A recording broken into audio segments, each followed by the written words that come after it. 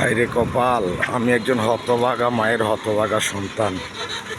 বছরের একটা দিন আমি আমার মাকেও একটা কাপড় কিনে দিতে পারি নাই, এমনকি আমার দুটা ছেলে মাদ্রাসায় পড়ে, তাদেরকেও এক সিট করে পাঞ্জাবি বানিয়ে দিতে পারিনি। এরকম কপাল।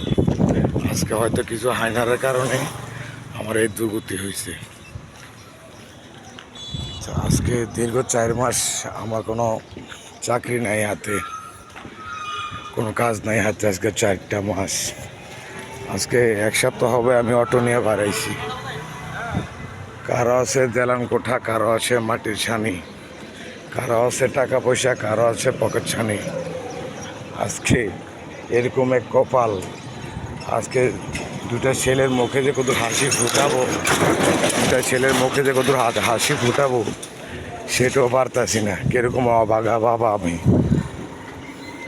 কিরকম একজন অভাগা বাবা আমি।